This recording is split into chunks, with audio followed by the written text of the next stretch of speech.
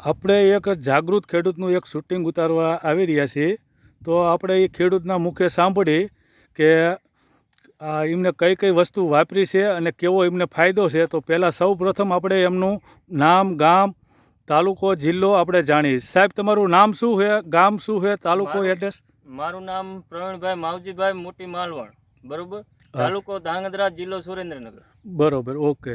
તો તમે આમાં કેટલા વર્ષથી આ તમારા શેનો પાક છે? કપાસનો.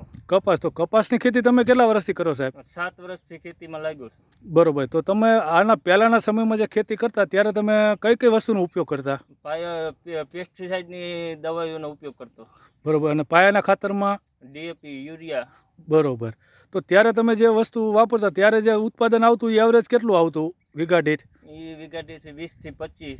20 થી 25. બરોબર.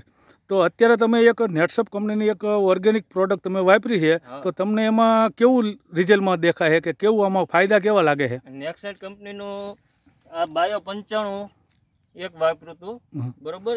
પહેલો છંટકાવ કર્યો. એટલે છંટકાવમાં તમે કઈ કઈ વસ્તુ વાપરી છે? આ બાયો 95. હા, સી આનું રેપઅપ. આ એ રેપઅપ છે. હા.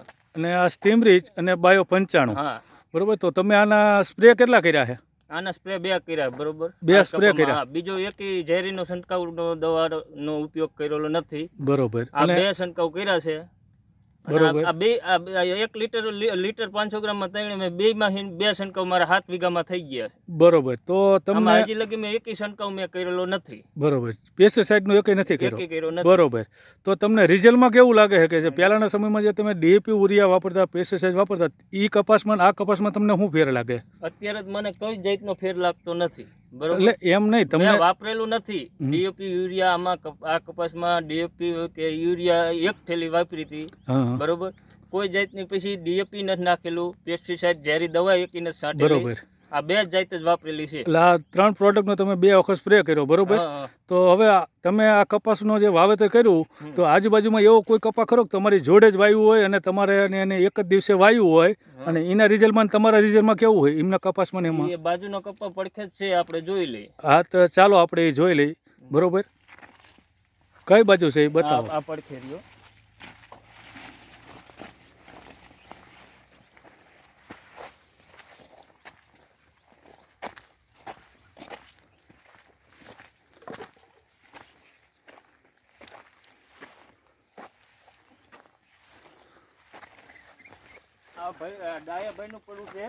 આ બાજુના તમારા બાજુના ખેડૂતનું છે એમ ને?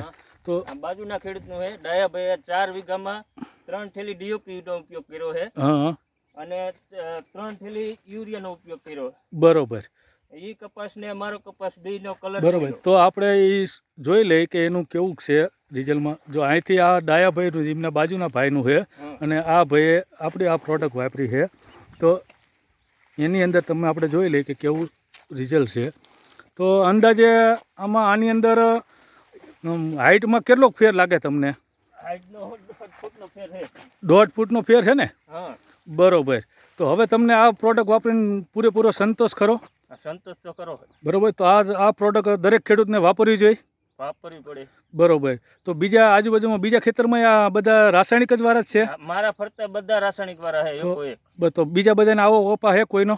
ના, નથી. તો આપણે બીજા એક ખેતરનું જોઈ લઈએ. તેનું કપાસનું પાન નહીં આપણે જોઈ લઈએ કે કેવા પાન છે.